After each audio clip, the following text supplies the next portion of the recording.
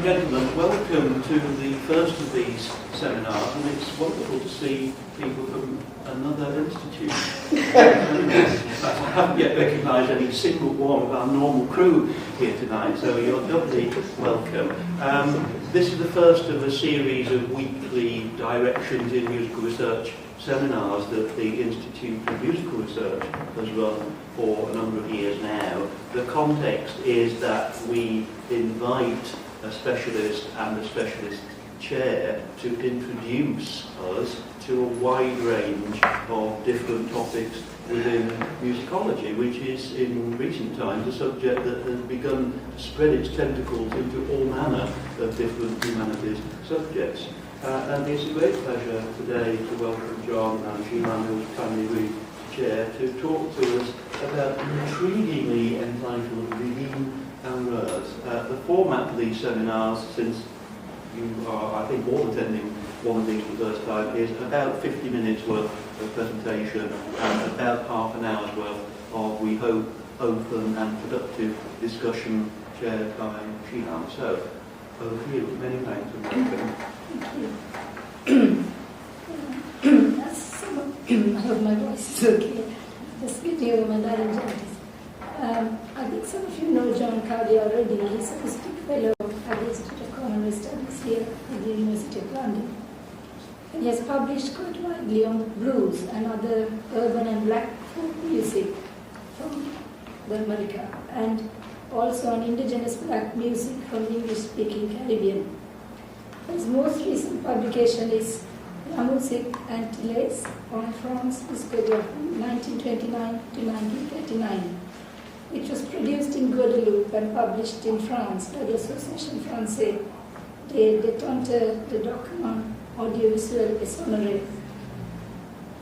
There are two strands to his research, and this other strand began really in his postgraduate days when he was doing his PhD work at the University of Warwick, so many years ago, probably won't say how many years ago, and where he produced a thesis on music and migration, aspects of black music in the British Caribbean, United States and Britain, before the independence of Jamaica and Trinidad and Tobago. And his talk today is about Biguine amoureuse, Caribbean music in Paris between two world wars. And in his presentation, he identifies issues of Parisian black musical interchange alongside a contextual resume of these historical developments. And by his presentation, John hopes to raise the profile of this much neglected but fascinating topic. So without further delay, let me hand over to John. Thank you. Well, yes, I think that says already all that needs to be said at the moment. What I plan to do here is to give some sort of geographical context, hence the map, and try and elucidate via images and connected commentary an historical process, and at the same time a multiplicity of different factors which come together, particularly in Paris in the interwar years. One could go in lots of directions, I have already, but let's, without ado, just start with the map. You can see this is from 1923, but actually, if one knows Paris, the Périphérique road is where the town walls used to be, and here are the divisions of the city, and essentially the areas that we're particularly interested in terms of musical activity are here and here, somewhere up there, and one can see that more. So you've got Montmartre, which is on the right hand side, and you've got Montparnasse on the left bank, and that's the region that's under consideration generally when I'm speaking, and principally, but not exclusively, musicians from North America, black musicians from North America in particular, would were ensconced on the north bank, and those from the Caribbean were on the south bank. But it's not as straightforward as that, but that's a simple way of looking at it.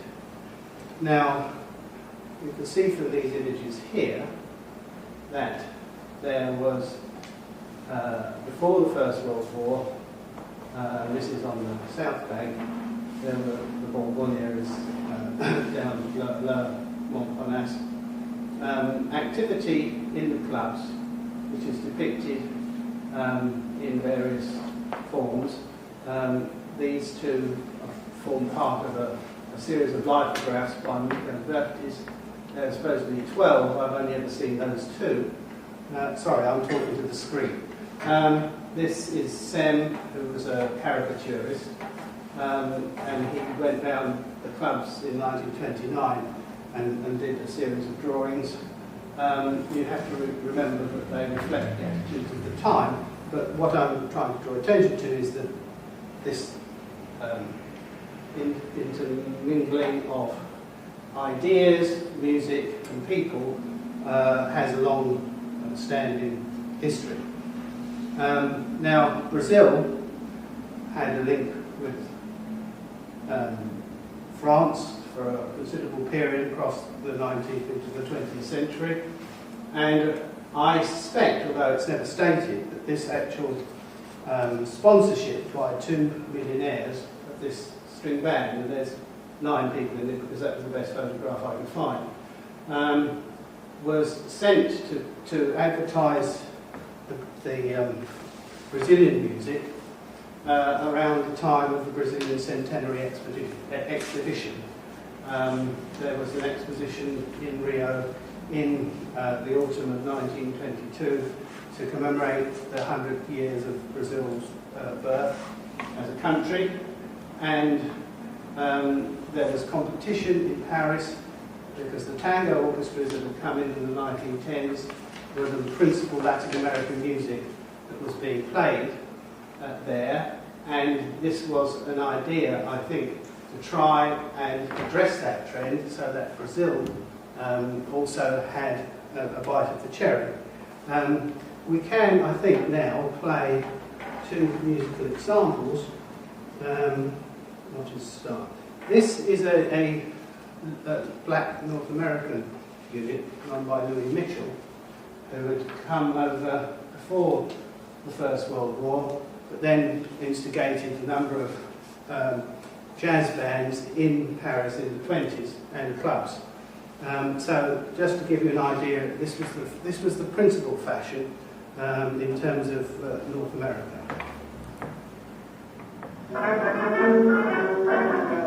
This is a 1922 recording, if I remember.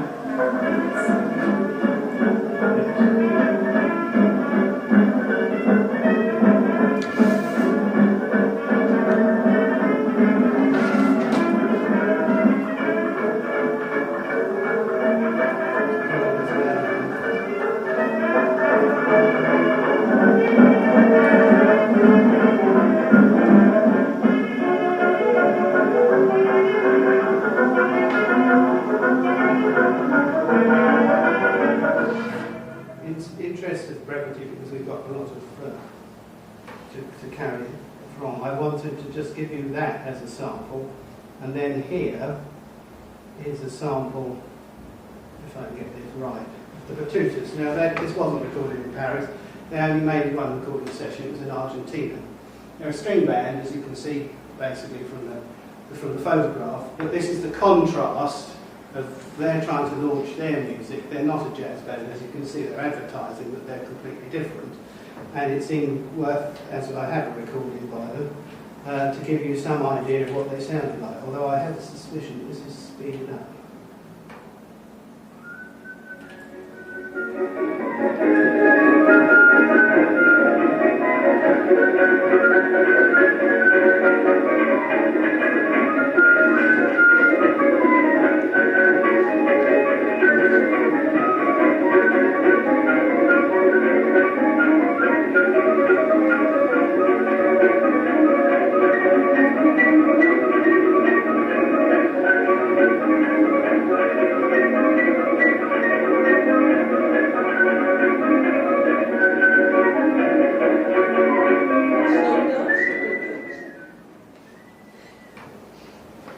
The flute player, Biguine is very famous and was a spearhead for the development of black music in Brazil throughout the first half of the 20th century. So that's a contrast between North and South America. And we have to remember, as far as North America is concerned, this is not simply musicians. There are intellectuals who are crossing the Atlantic, Alan Locke, Gordon Mackay, Langston Hughes. They are all part of the North American interest in Paris as a location, and France as well. Around about this time, certainly by 1923, all sorts of issues are raised. 1922, whilst the Batutas were in Paris, there was a huge furore about visiting musicians, principally identified with the American jazz bands, but also the tango orchestras. And this is a theme which seems to run across certainly right the way till 1937, as far as I've been able to observe. It's a thing which actually occurs in the United Kingdom as well. But in France, generally speaking, although the laws were passed, outside musicians, for want of a better way of describing them, were not completely pushed out. In Britain, by the early 1930s, the Musicians' Union was able to persuade the Ministry of Labour that only lead musicians could come here, and that was no bands could come. They'd have to use British musicians to back, say, Louis Armstrong or what have you. And that lasted until the Beatles, because there was also an antagonism between the two musicians' unions, the British Musicians' Union and the American Musicians' Union, which actually kept musicians out. Here, there were attempts to keep visiting musicians out. There was a 10% rule that was enacted in 1922, but it never seemed to gel. That somehow or other, because Paris was a tourist centre, and the boys that had the visiting musicians needed to function, there was a trade-off. And of course, people from the French Antilles in particular were French citizens, so they were able to play in Paris in any event. But that's a later stage. So in 1924, this institution evolves. There were migrants from the French Antilles in the area. As far as I can gather from reading both between the lines and various other sources, there was a political interest by the man Juvet, who actually owned this property. And the man who set up the place as a dance hall also had a political interest as well. But the dance hall was used as a function, a place where people met politically, and then they had entertainment, and the entertainment took over because there were a flow of migrant people from the Antilles coming into France. There was an encouragement in 1923 in particular. It runs both in the Figaro and the New York Times about somebody sponsoring domestics, and there's a whole scandal about it, and then there's a scandalous attack on these people coming in because they're taking away jobs from domestics in France. So there are these undertones to this, but what they constitute is an audience, and not just an audience, but a group of participants who want to have recreation. So they go and use this place as a dance hall. Now, alongside that, we have the North American developments, and I added this when I did this before. I didn't have such a North American what's the word? I kept North America out of it, but it seems to me thinking about it, one has to look as much as at how people, black people from North America, music from North America was viewed in Paris to understand how the migrant communities operated and how they contrasted themselves or compared themselves with the other activities that were carrying on. So Biguine takes Paris by storm. It's an all-black cast. But Louis Douglas, who's the assistant director there, was a black American. Choreographers was from Mexico who did the stage decorations. And most of the performers are from North America, although the dancer who's pictured, not here, but with Josephine Baker, actually was from Senegal, I've discovered only recently, Joe Alex. So that gives you an idea of the start. It's not the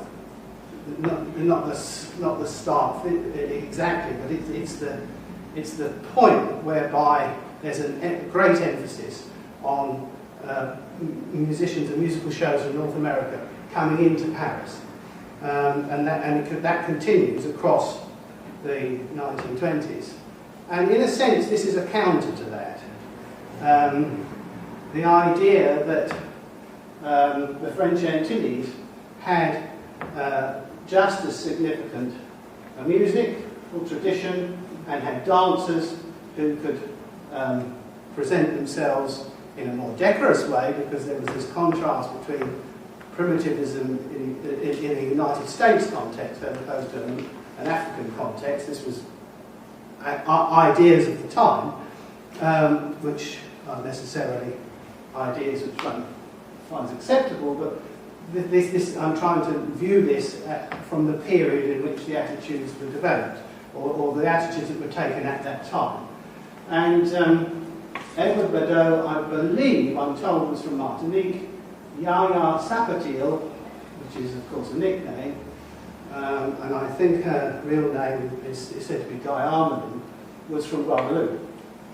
And there is some literature which contrasts her with Josephine Baker in the idea that she is a sort of French equivalent of Josephine Baker. I should say, incidentally, which I've missed out because I'm conscious of time, that in the build-up to Josephine Baker's appearance, there were some Creole representations of particular note during 1925, so that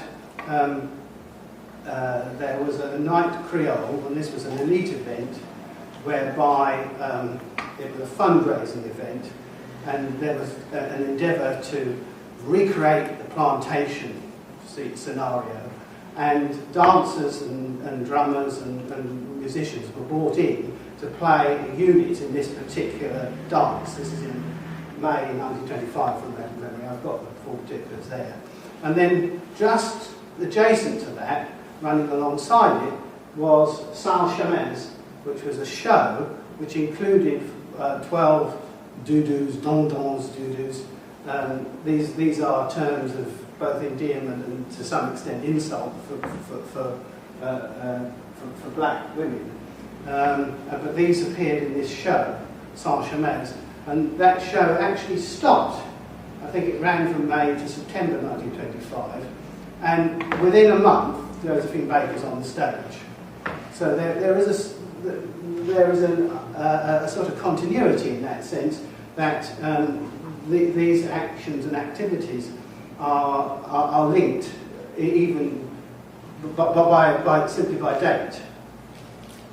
Now, I had Brazil, mentioned Brazil already, and Brazil is an interesting example because, as well as the Batutas, Villa-Lobos, who has an association with the Batutas, he knew them.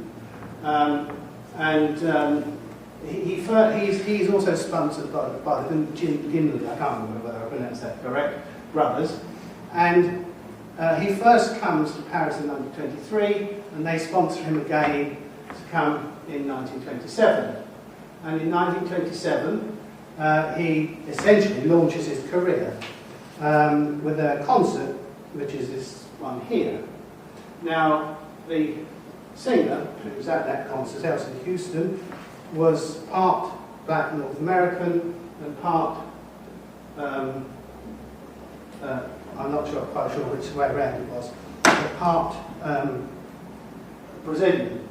And she had trained as a soprano in Argentina, where she may have made some recordings. I can't track that information down, and began a singing career in Paris in 1927, singing Brazilian folk songs.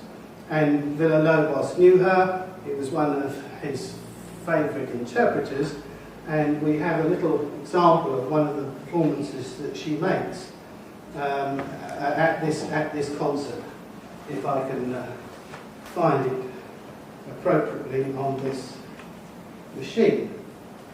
So I'm going to go to 3, and this is recorded in 1928 as a result, I think, of this concert. And Villa-Lobos' wife's playing the piano.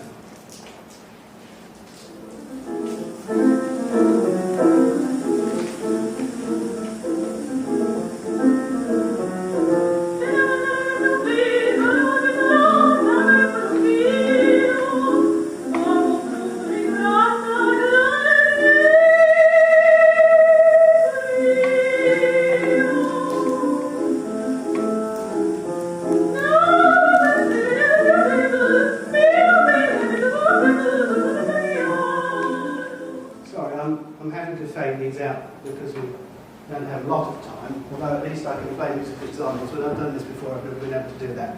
Now, I've mentioned already links between Brazil and, or rather South America and France, and the Bataclan Theatre Company had made 3 visits to South America, one in 1922, one in 1923 and one in 1926. The 1922 visit coincided with the return of the Batutas, and the Batutas were particularly engaged with Madame Ramamese, if I pronounce that correctly, and they actually played with her once the theatre company met, the 2 companies met. They were coming up from Argentina, that is the Bataclan troupe, and the Batutas, of course, were coming back from Paris. In 1923, a band was actually taken. It was a band which included Gordon Stretton, who was of British origin, black British origin, as the leader and drummer, but also had, the man's name is escaping, but he was known as the Pensacola Kid, and he was a Paul Sharp, and Jelly Roll Morton, in his recollections to Alan Lomax in 1938, talks about the Pensacola Kid. So we have this mix of musicians, and they actually, some of them I think, stayed in South America. Mistingut was the lead, the French musical singer was the lead on this show.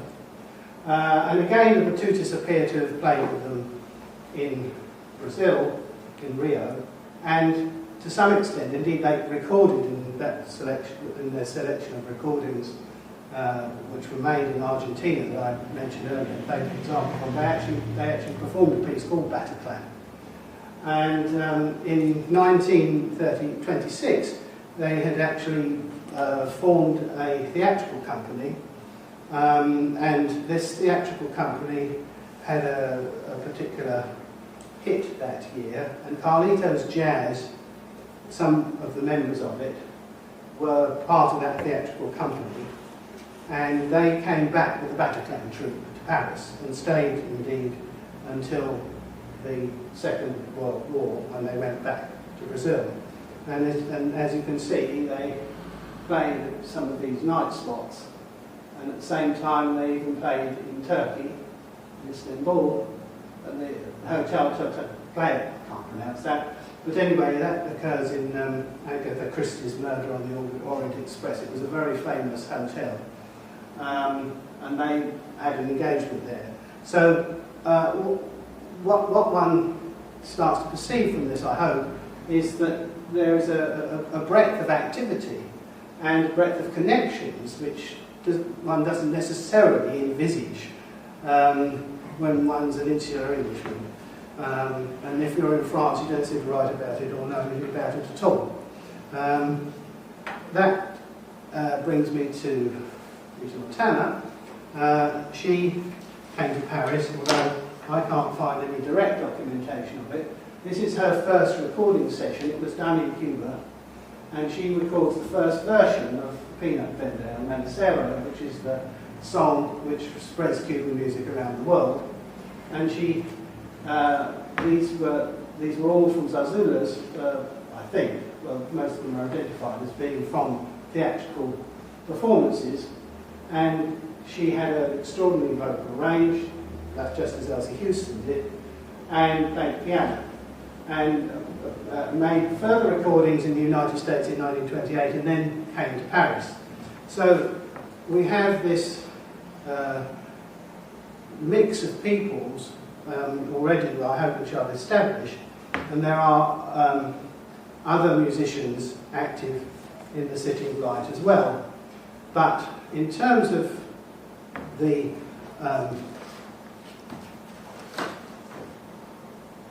French Harlem, as it became known, this starts to be drawn attention to from 1926.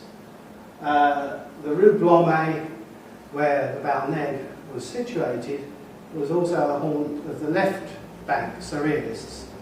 And the poet Roch Desnos and two others move into a property on the Rue Blomet and discover just down the road is this West Indian dance hall. And of course, surrealists had this particular interest. They believed that the culture of black people was closer to reality. There's obviously all sorts of other levels that one could take that at, and I don't want to get into that particular debate, because I'm just trying to give this as an introduction rather than get involved in particular issues, because then we won't get through the subject. But J.A. Rogers, who was of Jamaican ancestry and was a writer, was engaged by the Amsterdam News to come to Paris. He picks up this article in the Intransigent and translates it and turns it into a comparative document as to the clubs in Chicago and the clubs in Paris, because he was aware of clubs in Chicago and New York, and of course at the same time the prohibition. You can see the headline there: finds legal genuine drinks, reformers are missing. In other words, people who want to stop you drinking at the club. So there is that slant to it. But a lot of the visitors from the United States, including Dr. Cullen, whose example I put up there, actually go to the Balneg and they write it up, and it becomes a celebrated location. And of course the surrealists don't like this at all, because it then spoils the ambience. It's not the kind of place that they envisage where the dances in which they're interested would be taking place. So there's a dichotomy there, that by discovering it and introducing others to it, it then becomes a place which is not so interesting for their particular perceptions on the world. Desnos, who I mentioned, actually went to Cuba in 1927. I think it was 1928, my memory slips. And he went on a press junket, and the writer here, Carpentier, was there, and he was under pressure from the Shadow regime. And Desnos, in a very surrealistic manner, stows him away in his cabin. And that's how Carpentier got to Paris. Carpentier then starts writing about the musical scene and all sorts of other things in Paris. From then on, he knows all of these people, and one of the events that he attended was this, which was where the left bank artistic community hired the Balneg for a bal a boo based on the character that Alfred Jarry had spearheaded in one of the developments of modern theatre, and it means King Shit, Roy Boo, and this play was put on in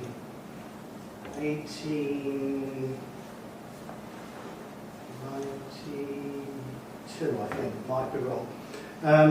Might be later than that, but it's around about that time. And it formed both a text for both the Dadaists and the Surrealists in terms of the way in which it attempted to bring theatrical performance into a different sphere and into a different plane, and it still has that reputation. Now, that's the artistic community on the left bank, but we have Black American artists also in Paris, also engaged in depiction. And here, Palmer Hayden, I'm not sure what the location of that is, but that one can see from the Seine caricature is the Balnave. And you have this list I've given of the ones that I'm aware of in particular, who are in Paris in this period. And there is a book which covers that. Not everyone that I've mentioned there in detail, but one of the people who is of particular interest is Archibald Mottram. He had New Orleans connections, and there is apparently a picture he painted of the New Orleans Carnival. It's lost, and no one seems to know where that is. But he came over, and you can see this photograph from Roger Violet and Motley's representation of the Jockey. Now, the Jockey was a club that was founded by an American jockey, and these paintings on the wall were given to it, attributed to it, and it was another one of these locations where the left bank set, the artistic set, used to go of an evening. And I think that this painting, which is a kind of summation of what we've just gone through,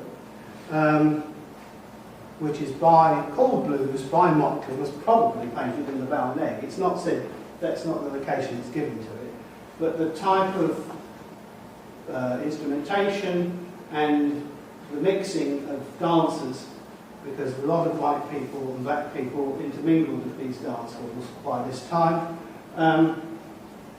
suggests that that's the most likely location. I'm just going to remind myself where we are with musical examples. Yes. So that depiction is interesting in a number of levels, and it's why I've identified different types of music from generical music, all of which, one way or the other, perhaps less so with jazz and blues, except in New Orleans, have an association with carnival and carnivalesque. These are points in the calendar where such music was played for particular emphasis, for both entertainment and sometimes performed in masquerade bands as well.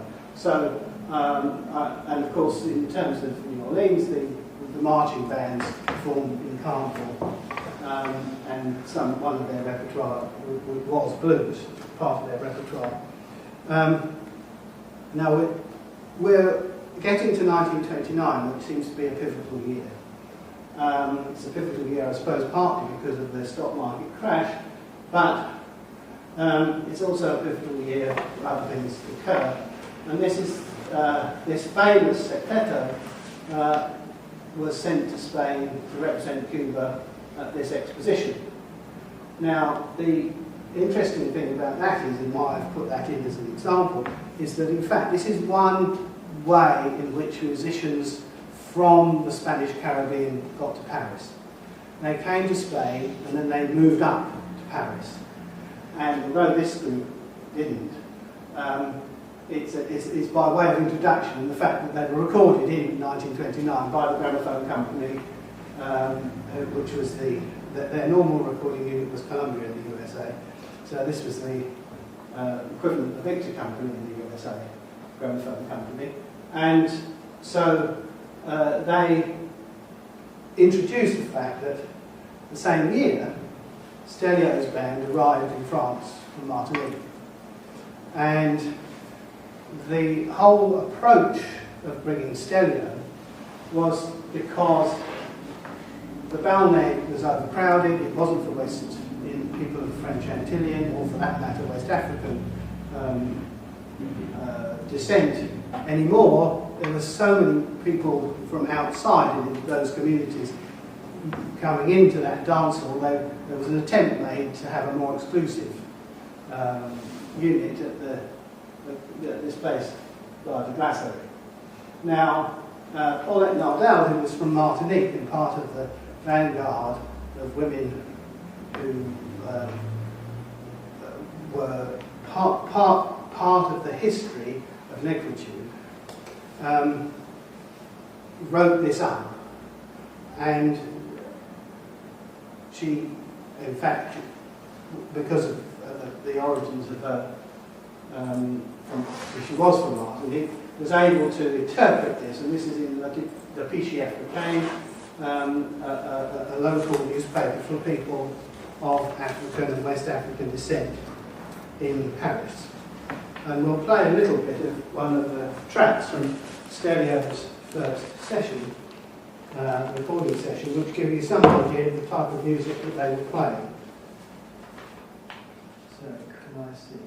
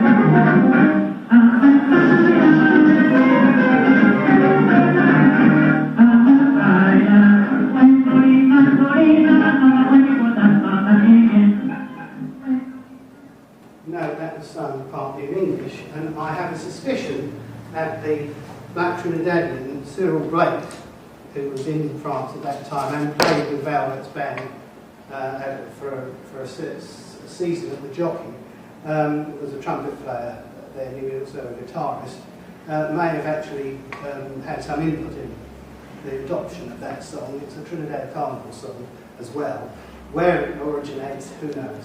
But anyway, we must advance. So here's Valbert, there's that record, and I'm going to skip the recording related to the Ball Blanche, but the ball, this picture is actually where I got it from. The musicians were from North America, they're clearly not.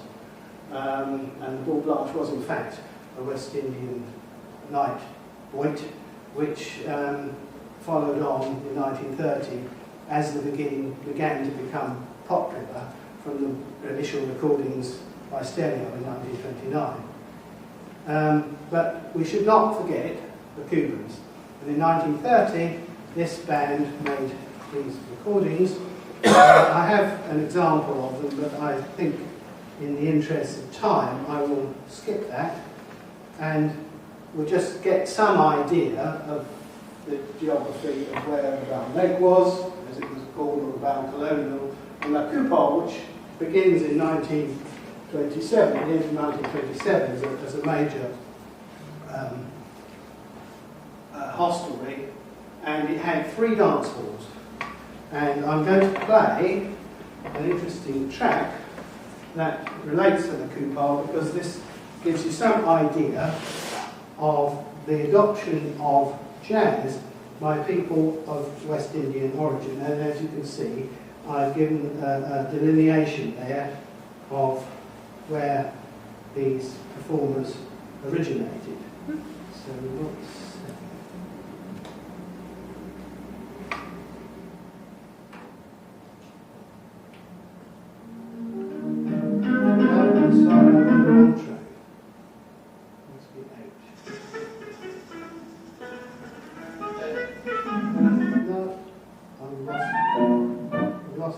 lost my place.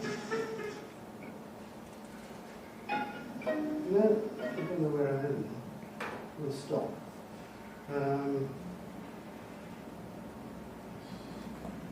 Trying to go too fast. 10, there should be 8.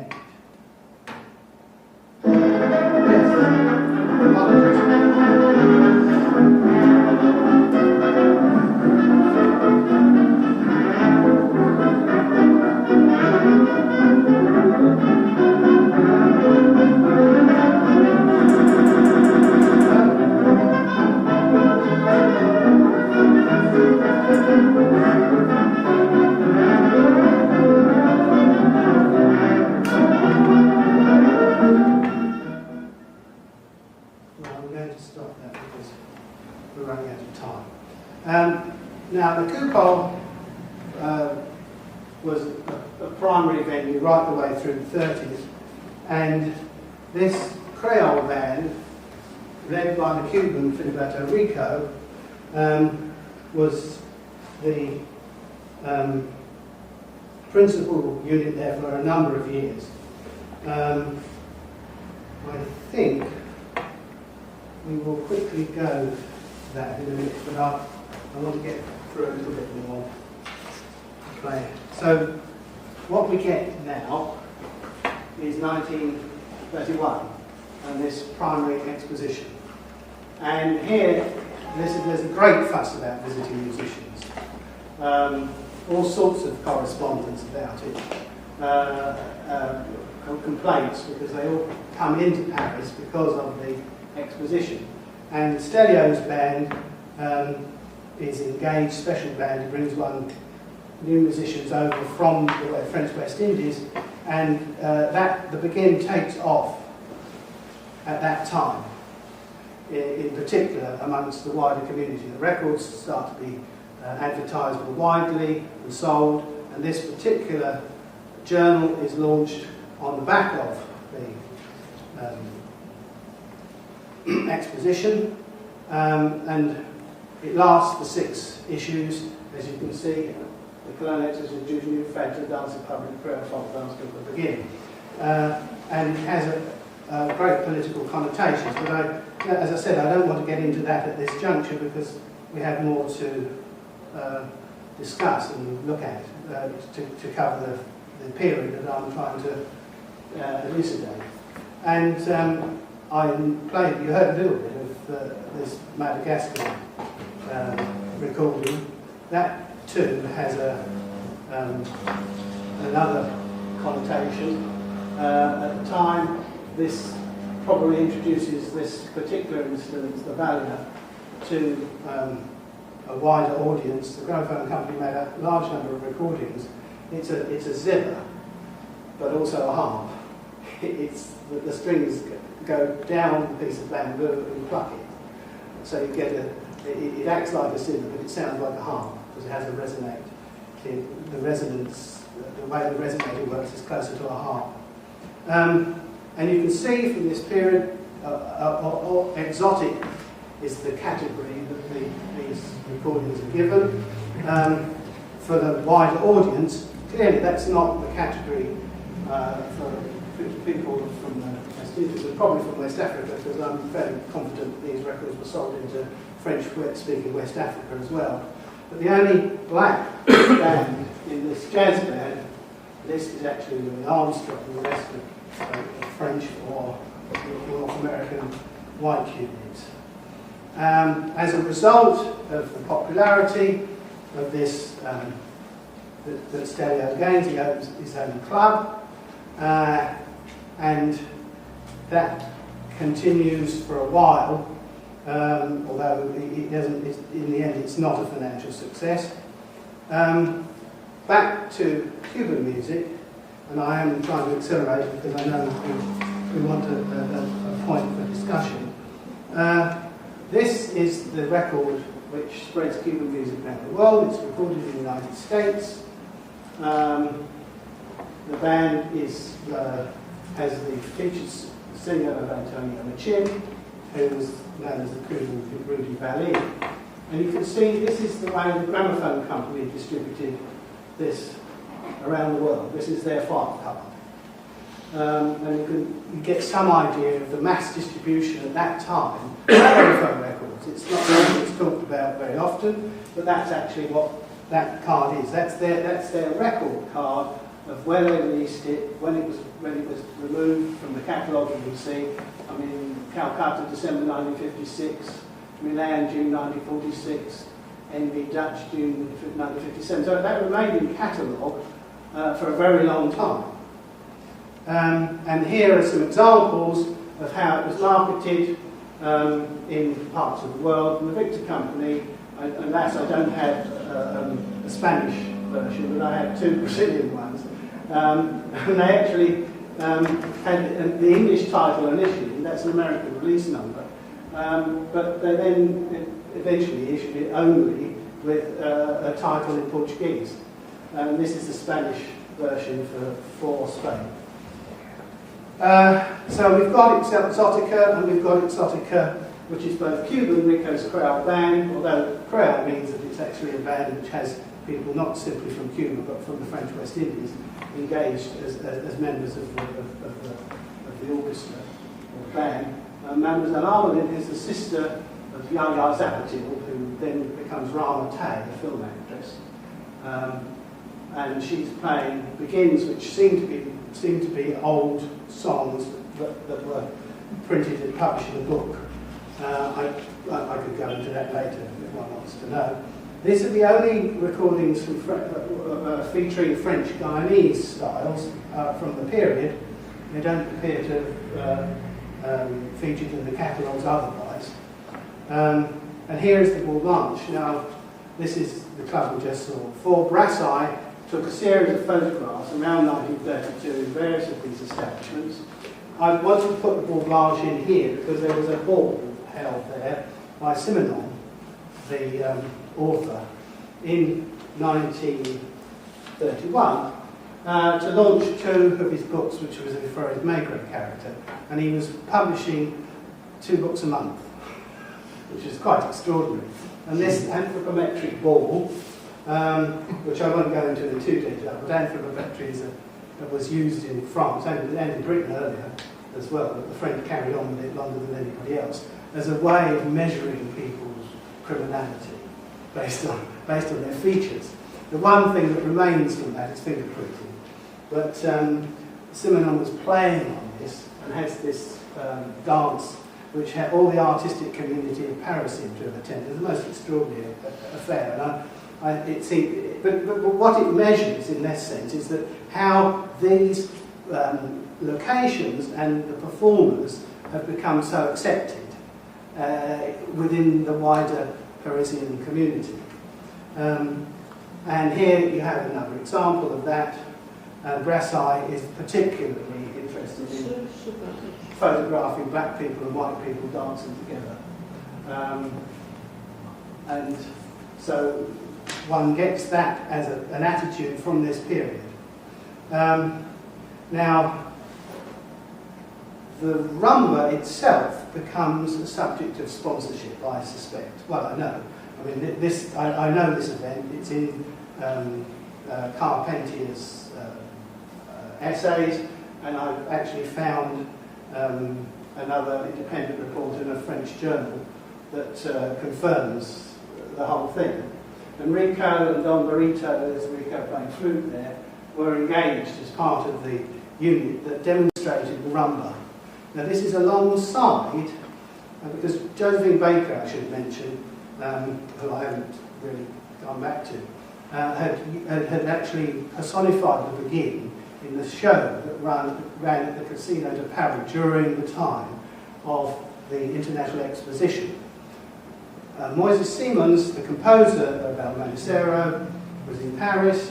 He was associated with Rico's Creole band, and there was an effort, I suspect, following on from the popularising of the rumba, to popularise, the Biguine, to popularise the rumba. And so the show that follows at the Casino de Paris, follows the Josephine Baker effort, is Mistingut features the rumba and actually records versions of El Manicero with Rico's Creole band. So there seems to me to be a concerted effort to introduce Cuban music. This is at the time of the stock market crash. Jazz is almost pushed out, and there are complaints vis-a-vis the black American musicians. They can't get work anymore. It's the Biguine orchestras and the rumba orchestras that are getting jobs in the voice. So there's a completely different scenario at that point, and the fulcrum clearly is the stock market crash. Less North American visitors, a completely different scenario for a while. Here's Stelio, the Magliano succeeded Tagada. I'm running out of time, but he also played other dates, such as this one I found in the newspaper recently. And he carried on both making records and performing in Paris until his death in 1939. El Manicero, the Rita Montana version, on the back of the success of the rumba, the original version that was recorded in Cuba in 1927 was issued in France. And at the same time, this band, the Guadalupean Orchestra here, had come in to Paris as a result of the exposition. They came right at the end of it and missed the advantages of the exposition, but they start to develop reputations in clubs and make recordings. Don Aspiazzu, after his success and the success of Cuban music in Paris, suddenly is on the scene. He goes to Cannes, I think, I can't remember. No, Monte Carlo maybe, and has a run at the casino there, and then comes to Paris, plays at the Empire, and then is taken on at the Plantation de la Commonwealth, which was a newly opened voice on the Champs-Élysées, so it's an upmarket location. And that lasts, 5 minutes, until 1933. Rico's Creole band are continuing to record. I'm not even going to play any more music, I'm afraid. If you want to hear any more, we might play some afterwards. This is just another example of how that unit keeps recording. Araki Cortez, I discovered, who met Josephine Baker when on her first South American tour, actually comes and plays in Paris in 1933. I've sort of pinned that down to the late spring, early summer of the year, but I can't really find any more about it than that. Here is Elsie Houston, who had married the surrealist poet Benjamin Perret and gone to Brazil in 1929, and you can see that she, in 1928, she contributes something to the first cultural conference held by the what was then the League of Nations, cultural organisation. She publishes this, there's a copy of that in the Senate House Library, and then goes on performing career. She splits with Perret, who was quite a difficult person to deal with as far as I can work out. Desnos goes with Yuki. Yuki was Fujita's lady friend, but Fujita goes off to Brazil.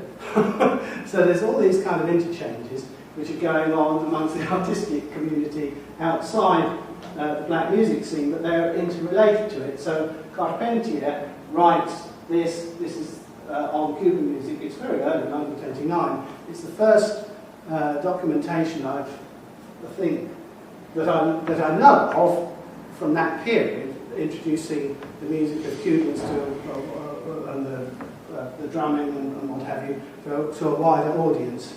And that is published in, as I said, 1929. The Cuban boys come to Britain, then they've come to Spain initially, then they come to Britain, and they go and make a large career in France. Eduardo Brito was from the Dominican Republic. He came to Spain in the early, he goes to New York in 1929, makes a great number of recordings for export to the Dominican Republic, and then makes a career as a singer in Zarzuelas, but also and goes to Paris, Spain, and then comes on to Paris.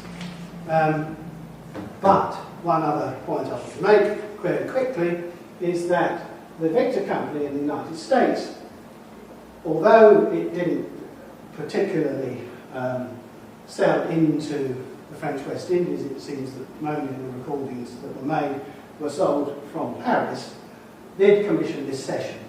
And here's their, the EMI's, the gramophone company's monthly book, which says per Victor Company, they paid for the session. So there is a North American interest in this scenario. Antonio Machín, as I mentioned earlier, the Cuban Bougie, comes to England, goes to France, appears in Le Chant de Tropics, which was a review, no, not a review, it's not quite that, but that Moises Siemens put on, lasted a month, and then he gets various commissions in Paris at various points, makes a few more recordings, and eventually ends up in Spain for the rest of his life. 1937, another focal point, another exposition. This unit comes from Guadeloupe, and a number of them become jazz players, particularly Robert Mavoons, who played saxophone and various other instruments. But they come to France because of yet another international exposition. And there's also complaints again in the press about visiting musicians coming in and taking our jobs. Septet Anacaona, this all-woman band, they didn't record in Paris, but they actually played Ches Florence for a season. And that's my last Cuban unit. And here, just to finish off, is a sampling of the recordings that are available just before the commencement of the Second World War. Cuban recordings carried on. It doesn't seem that the recordings of the French Antilles carried on into the war period, but at that point Cuba was not at war. It only declared war at the point the United States declared war on Germany, and so Cubans had the same status as the United States individuals in France, and were not rounded up like people from Britain or what have you until the advent of Pearl Harbor. I will leave it at that point and hope that at least I've elucidated something of in this rather fast track resume of the period, but I hope at least you've got some understanding of the complexity and the number of issues that one could pursue by making further studies into the subject. Thank you.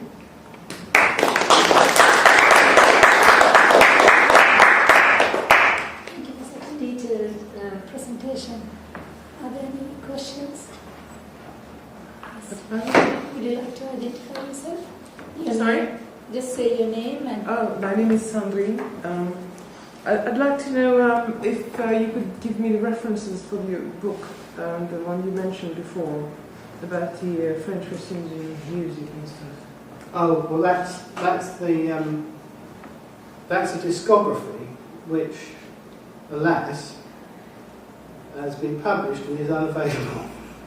I mean, it is supposedly available if you apply to and become a member of the French Sound Archives Association. I thought it was a book, a research book. No, it's not a research book. It's a listing of the recordings made between 1929 and 1959, and it's a research document rather than a book. I mean, it has an introduction to it, but it's not a book.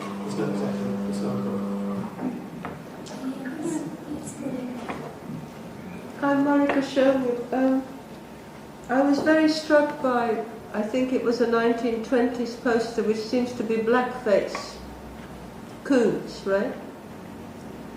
And I wonder what that says about French attitudes, especially when some of the other posters you showed, which is now of women performers, but they're selling sex. I mean, one of them was stark naked behind a guitar.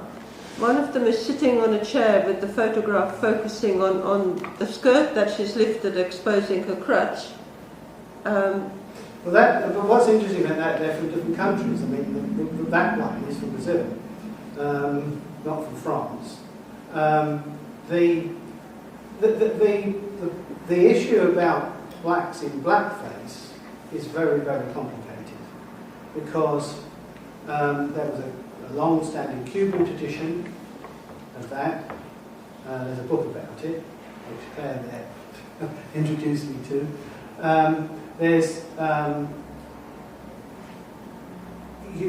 in terms of North American presentation, you would have people who had black complexion blacking up, and there's this famous picture because it gets into as a tradition. Goes into Africa, and there's a famous picture of a man meeting Louis Armstrong in 1956 in Ghana, completely blacked up with white lips. This is a Ghanaian dress like that. Yes, Ghana. So there are elements of sub-parody. I'm absolutely sure. There's a parody of a parody involved in this. And it's not as easy to understand as it appears at first sight. Now, in terms of general representation, I accept and agree that this is the way in which outsiders from the black community, or a way the black community was viewed. So again, that's yet another complication. It's very difficult to know where one begins and one ends. Because, for example, the caricature of the Balned by Sen actually, accentuates the features of the black dancers. But then when you find out that Sen was born in 1854 or something like that, it might be 1864, you start to realise that that's generational. And when Paul Cowley, and remember that at the point that the posters are made for the Revue Nagra, Colin had no experience of black culture. All he had was Miguel Carabaras, or however I can't pronounce the man's name, who had done the set designs, his drawings, and they're over-stylized caricatures, really, if you can see some of them. And when he does Le Tourment Noir, the representations of black people are much more sympathetic, and Sen is actually pictured as a monkey with a tail, as one of the, as an insult because of the way that he approaches depictions of black people.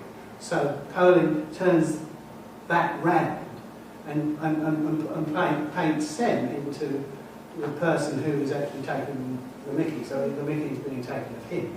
So there are and that's between white people. So because they're the people almost certainly that would have bought that book.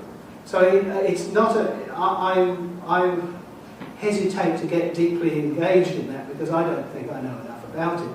I think that the representations require a great deal of careful looking at in the way in which they're approached between different communities. I mean, after all, you get medicine shows. Medicine shows stayed on in the States right the way through into the 50s, 60s. What are medicine shows? Well, medicine shows are where you would have an Indian with a snake, you'd have blackface minstrelsy, and you go around selling painted medicines. And they went on for a very, very long time.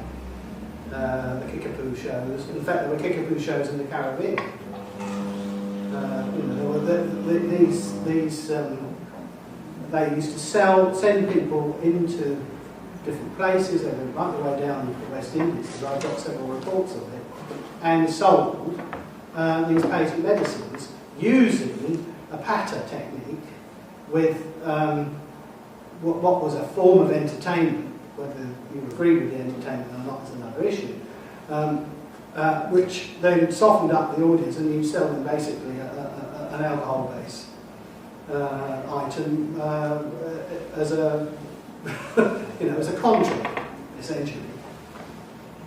Then, what did the term Biguine actually mean in Paris over this period? I think it meant this dance. I mean, So it was just the dance. I think it just meant the dance. It's a bit more complicated because I can't work out from what I've looked at vis-a-vis St. Pierre whether or not by the time that was destroyed it was also a vocal music. I mean, Calypso was always a vocal music. I'm not entirely clear in my mind whether the Biguine was a vocal music and a dance, or just purely a dance. But my estimation is, as far as the reception of the music is concerned within Paris, it's a dance. That's my perception. I might be wrong. I mean, it's a dance sometimes where there are vocals. There's quite a preponderance of instrumentals in terms of the recordings that are made. Probably because music, song and dance, they go together. The same word is used. Yes. For music, yes. On that question of where the generic boundaries of a Biguine might lie, I wonder if it contained or was expected always to contain an element of virtuosity within it. And the reason I ask that is that I was struck by the number of times that your clarinetist Stelios was referred to in extraordinary virtuosity terms. And in one case, what particularly struck me was that he was attributed supernatural powers. You know, he's actually referred to as being some kind of not quite a devil. And that made me think of the 19th century violin virtuoso Biguine, who was described in exactly the same terms. Here is someone whose virtuosity lies beyond our ability to account for. I think that's absolutely correct. I just wonder if the fact that is such a strong thread within reports of him, whether there's an element of instrumental virtuosity. I think there is. I think that there's definitely because the clarinet, and it's interesting, the clarinet is a key instrument in Biguine, in the Calypso period, and indeed in New Orleans jazz. And when Sidney Bechet goes to France, he can't understand why they play his style. But they play his style because, of course, they've come in from Guadeloupe and Martinique, and it's a French-based style. Bechet has Martinican origins. Mm-hmm. And Bechet has Martinican origins. Well, I expect he does. I mean, they have Martinique or mostly they have Saint-Domingue origins. You know, lots and lots of people. Sorry. No, I just replying to the lady because she mentioned the sexuality aspect of the dress, and it's quite striking that in the Biguine, in the dress, because I'm from Martinique and I've actually performed Biguine myself in England sometime, Mm-hmm. and there's a beautiful, and in Martinique we have contests for the dress for carnival, and it's a very elaborate long dress with a double petticoat, and it's very traditional in length and very dressed up. So it's not at all like the one that you were showing, with the skirt. No. short skirt. Well, that was basically Josephine Baker anyway, and that was a way to sell the review novel, I think. But it's interesting that the lady said that she's from Brazil, because I mean, if you look at the Brazilian scene at the time, there was a lot of the passista dresses started to come out, and basically bikinis coming from the scene in Brazil, of prostitution and things like that, which is completely. It's quite a striking difference in appearance from to the Martinican thing. Well, that's something I didn't know anything about, but that's interesting to know that that's a... I mean, there is always subplots to these No, I things. mean, there's some about history that at the same time there was the jazz bass and the costumes for the ladies were, starting to develop at the time. And they had all this, the costume with the bikinis, the samba bikinis were coming from that sort of 1920s malandro and things like that, the backstreet of Brazil, all this, so that was that tradition coming out. I don't know if that's why. No. Well, I don't either. I mean, Arakan Cortez was a revue singer, and she was part of the same circle as Pixie Huda, the flautist who took up the saxophone after he'd gone to Paris. And there was this, and she performed in circuses apparently as a young woman. So I just think that particular picture it's before she records. She doesn't record till 1925, so it's while she's on the stage that picture is taken. But nothing's changed now. I mean, really. I mean, the way women dress on stage in pop music, it's not much different, is it? I don't know, because I don't see pop music. I was just wondering, I suppose, at the level of racism and what even black musicians and performers had to do to attract people to the theatre. I mean, if you think of the blackface and all those imagery of coons, I mean, it just fills one with despair and horror, and you wonder but that's what, intellectually they survived, when you had to go on stage. But remember, anybody that goes on stage puts on an act and puts on a face. So it's not that different. Okay, it's playing up to a particular stereotype on one level, but all performers who are on the stage change their persona. So because they have to, because that's what they're doing. That's what acting's about. Or what now? Whether it's morally correct to do it is a different issue. But I mean, if you take the way in which an actor changes their character when they go onto stage, there's clearly an element of that. So what you become is dispassionate. You separate yourself, because this is your job, from the person you are to somebody that you're representing on the stage. So in that sense, it's accentuated by the stereotype, but it's not. It does relate to theatricality. And possibly to and masking. carnivalesque strategy Yes. as well. Yes, I mean, it's a sort of masquerade strategy, really.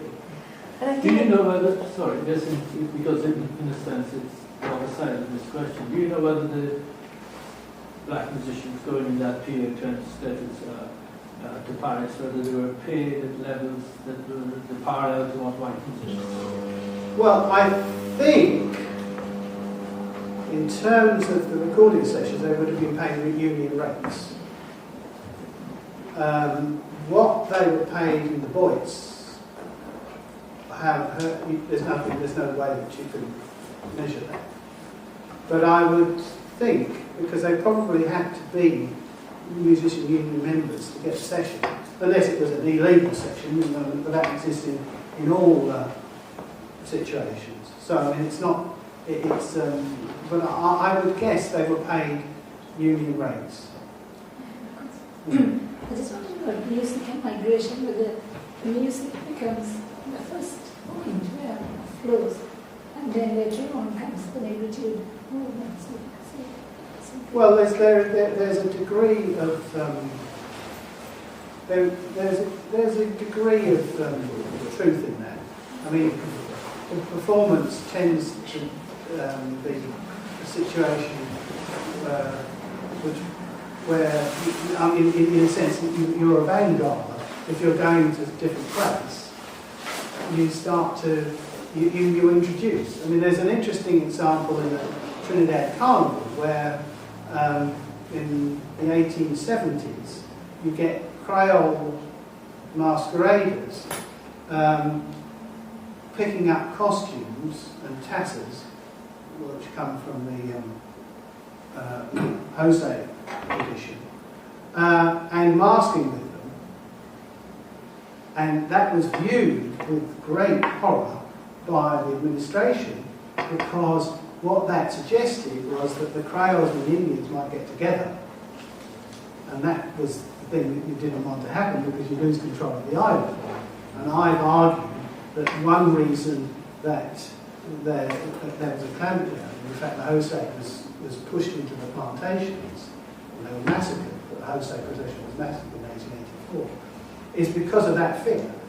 Because there were two fears of the administration. One was Haiti and the other was the Indian War. And those were examples of mass murder which they wanted to avoid. So if they saw this occurring, that's what they wanted to get away from. So I mean, but in a sense, it's doing exactly as Jeff said. It's a way in which people are trying to communicate with one another and find common ground. And certain musicians, I think, act as a vanguard in that respect.